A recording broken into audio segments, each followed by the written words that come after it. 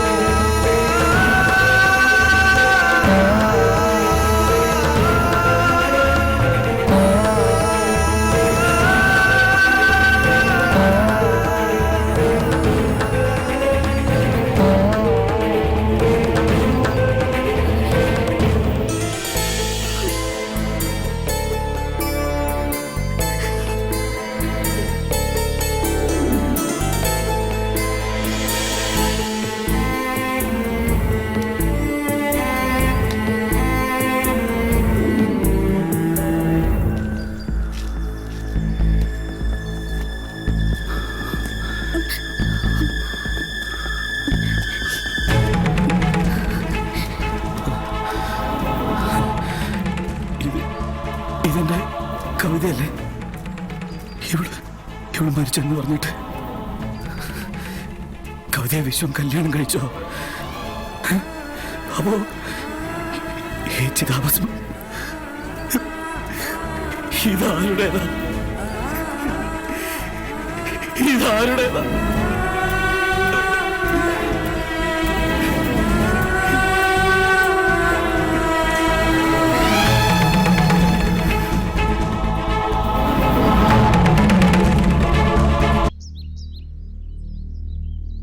ചിലപ്പോഴൊക്കെ വിധി വളരെ ക്രൂരമാണ്. ചിലരെ അത് വല്ലാതെ തകർത്തു കളയും. നീ നാട്ടിൽ വന്നതിന് ശേഷം എന്തൊക്കെ സംഭവിച്ചു എന്ന് നിനക്കറിയാത്തതുപോലെ നീയോട് വരുന്നതിന് മുമ്പ് എന്തൊക്കെയാ സംഭവിച്ചതെന്ന് എനിക്കും അറിയില്ല. നിന്നെ ഇവിടെ ശുശ്രൂഷിച്ച കവിത അവളൊരു മാലാഖയായിരുന്നു. കരുണയും സ്നേഹവും മാത്രമുള്ളവൾ.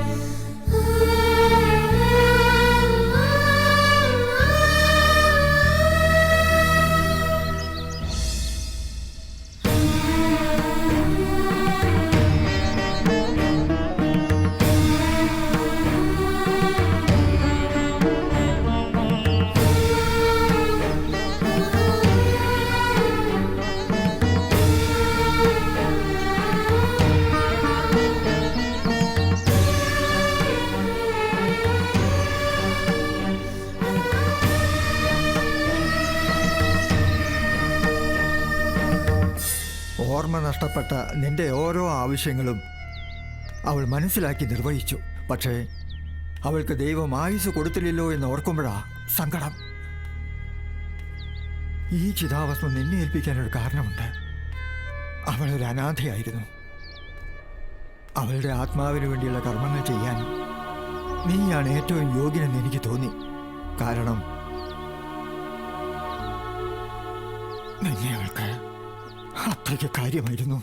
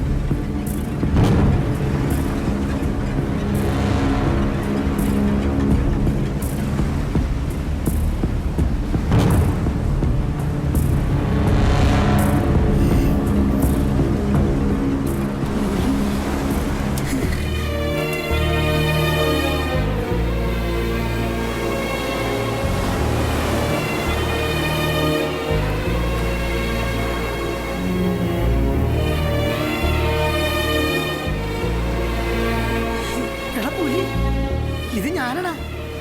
നീ ഇത്രയും നാളെ ഇത് എവിടെയായിരുന്നടാ? നീ മെഡിക്കൽ കോളേജിൽ കിടന്നപ്പോൾ ഞാൻ എത്ര വട്ടം അവിടെ വന്നെന്നറിയോ? നിന്നെ ഒന്ന് കാണാൻ പോലും വിശ്വനും കൂട്ടിനും സമ്മതിച്ചില്ല. നീ എന്താ ഒന്നും മിണ്ടാത്ത? നിനക്കെന്നെ മനസ്സിലായില്ലേ? ഞാൻ കണ്ടക്ടർ ഷാരൂഖാടാ. വാ, ഒരു കാര്യം പറയട്ടെ. എത്ര നാളാണ് കണ്ടിട്ട്. അനുവും ഞാനും തമ്മിലുള്ള സ്നേഹബന്ധം വീട്ടിലും നാട്ടിലും ഒക്കെ അറിഞ്ഞപ്പോൾ ഞാൻ ഈ പരുവത്തിലായി.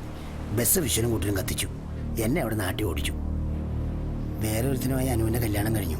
അവളെക്കുറിച്ച് ഓർക്കുമ്പോൾ സങ്കടമുണ്ട്. എന്നാലും ഞങ്ങളെ സഹായിക്കാൻ വന്ന നിന്റെ ഗതി ഇതായല്ലോ എന്ന് ഓർക്കുമ്പോഴാ. അല്ല, നീ കവിതയെ കണ്ടിരുന്നു? കണ്ടു. വിശ്വന്റെ കൂടെ അവന്റെ പെണ്ണായിട്ട്. വിശ്വന്റെ പെണ്ണോ? നീ എന്ത് ഭ്രാന്തായി പറയണേ? അതെ, അവര് തമ്മിലുള്ള കല്യാണം കഴിഞ്ഞു. അവിടെ സുഖമായിട്ട് ജീവിക്കട്ടെ. എടാ, ശ്ശേ. പെണ്ണല്ലേ, എന്തും മറക്കാൻ നിമിഷം നേരം മതിയല്ലോ. എടാ, അത്തരം ഒരു പെണ്ണല്ല അവള്. അവൾ ഒരുത്തന്റെ ഭാര്യ ആയിട്ടുമില്ല. നിന്നെ മറന്ന് വേറെ ഒരുത്തന്റെ ഭാര്യയാവാൻ അവൾക്ക് ഒരിക്കലും കഴിയില്ല. അവൾ ഇപ്പോഴും നിനക്ക് വേണ്ടി കാത്തിരിക്കുക. അവളെപ്പോലെ ഒരു പെണ്ണിനെ ഈ ലോകത്ത് കാണാൻ കിട്ടില്ല. പോയി വേഗം കൂട്ടിക്കൊണ്ട് വാടാ അവളെ. എൻ്റെ അനുവിൻ്റെ അവസ്ഥ നിങ്ങൾക്ക് വരരുത്. നിങ്ങൾ ഒരുമിക്കണം, ഒരുമിച്ച് ജീവിക്കണം. നീ എന്തെങ്കിലും മടങ്ങി വരുമെന്ന് കരുതി അവള് കാത്തിരിക്കുക. നീ ഭഗവതിപുരത്തേക്ക് പോകണം, കവിതയെ കാണണം. നീ ഇപ്പൊ തന്നെ ചെല്ലടാ.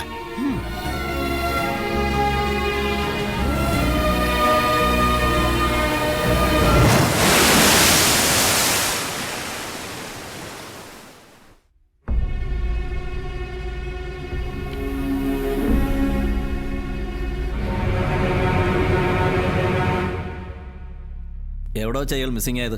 തൃശ്ശൂരിൽ വെച്ച് സർക്കിൾ ഓഫീസിൽ പരാതി കൊടുത്തിരുന്നു. ഇയാൾ നിങ്ങളുടെ ബന്ധുവാണോ? അല്ല, പക്ഷേ ഇവനെ തിരിച്ചു കിട്ടിയില്ലെങ്കിൽ. ഇയാൾ മിസ്സിംഗ് ആയിട്ട് ഇപ്പൊ എത്ര ദിവസമായി? 7 ദിവസമായി. അത് ശരി, ഒരാഴ്ചയായില്ലേ? നിങ്ങളൊരു കംപ്ലൈന്റ് എഴുതി കൊടുത്തിട്ട് പോക്കോ. ഞാൻ അന്വേഷിക്കാം. ശരി, വരട്ടെ.